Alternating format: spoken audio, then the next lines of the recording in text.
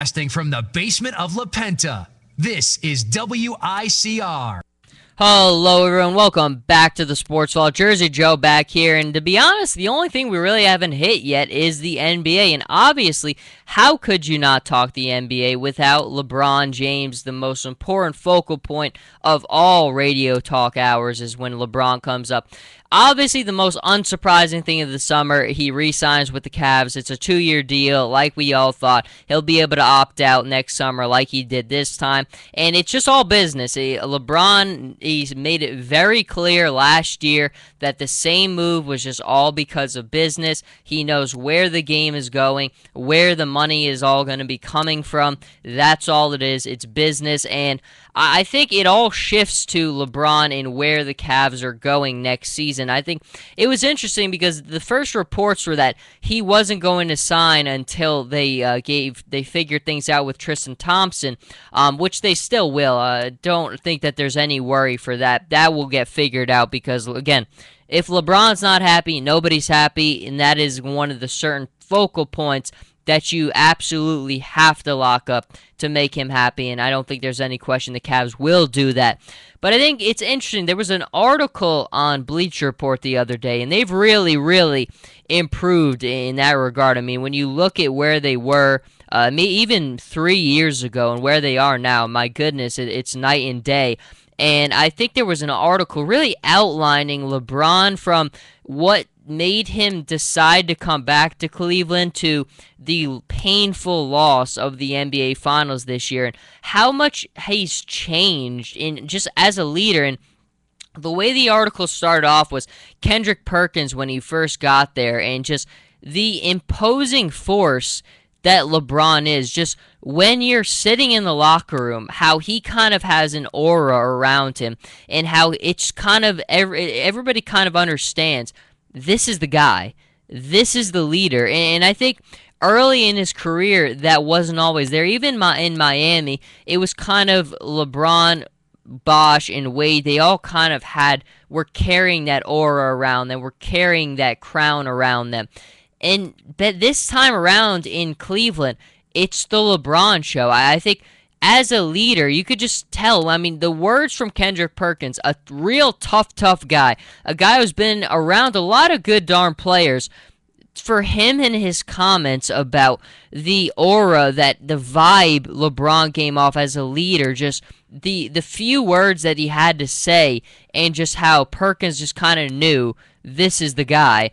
I think that kind of says it all about LeBron and the growth that we've seen LeBron since the 2011 NBA Finals, I think is as evident as ever. And I think that was kind of the moment. And look, sometimes in life we all just kind of need a wake-up call. And I think that was it. That was the wake-up call for LeBron James, for him to really get in and just fulfill his destiny. His unlimited potential was woken up in that game, because that is the one moment in his career, and I've said this many times, where I think you could legitimately criticize him, because he absolutely disappeared. There were in the fourth quarter of those games, he disappeared. There's no way around it. It wasn't because the Mavericks were playing good defense. He disappeared. There's no question, no debate about it.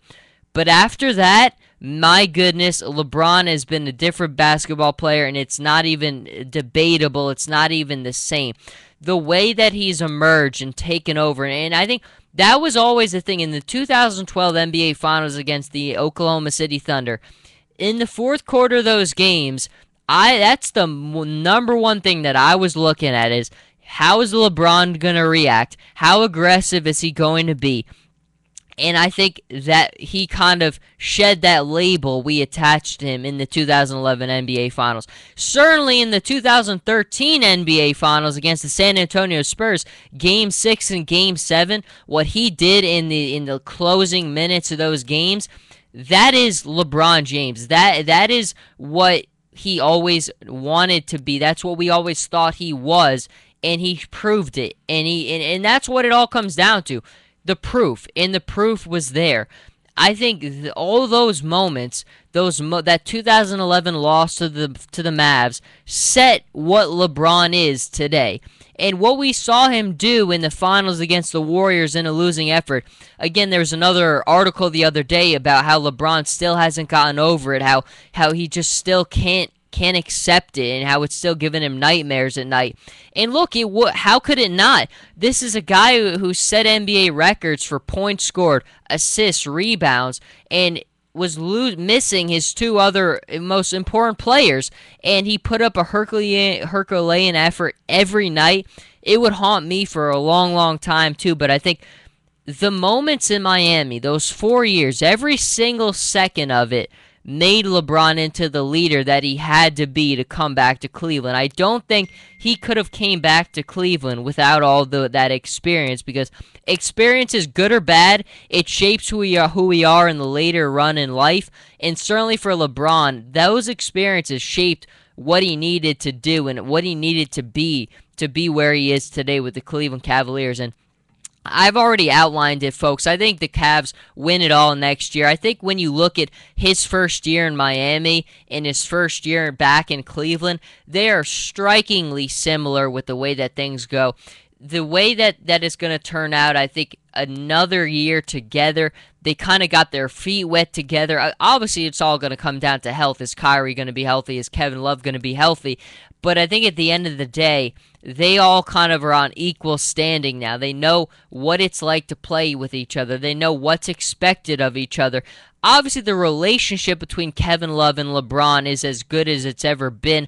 I think part of the big reason Kevin felt so good about that 5-year, $110 million deal is the chat that him and LeBron had together. I think they are on equal footing right now. They understand what's expected of one another. There are already reports that Cleveland, one of the big goals for them is to run more of the offense through Kevin Love, and I think that is what you have to do, because I think at the beginning of the season, David Blatt really struggled trying to figure out what to do with Kevin on the floor. Really just sat up top at the top of the key way too much, just drawing defenders away. But I think they're going to figure it out. It's a smart group.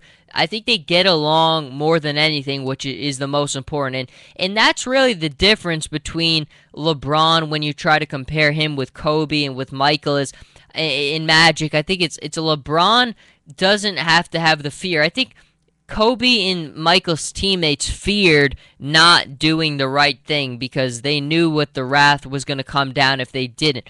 But I think LeBron leads in a different way. In that same article, again, I would go on Bleacher Report and read it. It's a very long article, but it's fascinating to hear all this inside stuff about LeBron. And just, I think one of the earliest things is one that really showed it was Tristan Thompson, Kyrie Irving, and Matthew Dellavedova came to the facility, I think around 9 a.m., which is normally the time they would go.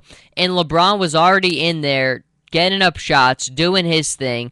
And I think when they saw that, that's one of those early things. And you look at Kyrie's development, you look at Tristan's development, you look at what the Cavs got out of Matthew Dellavedova. It's all tied to LeBron James. It's all LeBron-centric. Every single thing that happens for the Cavaliers, it's all because of LeBron James. It doesn't matter if it's from selling tickets or if it's to selling hats and T-shirts in the gift shop.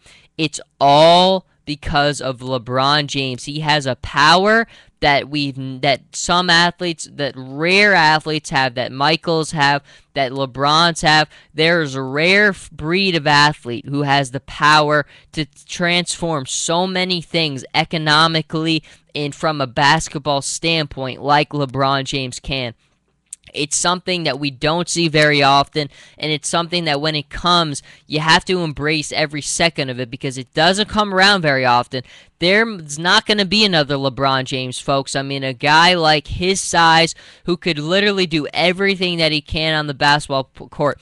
And it's part of the reason why I never understand the LeBron haters is you're wasting your time. You're wasting your time trying to diminish something that we'll never see again. And I feel sorry for them, honestly, because the people who miss out on the Wilt, the people who miss out on what Michael did, we're living in a generation that people in years from now will say, my goodness, I wish I was able to see this guy play in his prime. I wish I could have seen what this guy did every single night.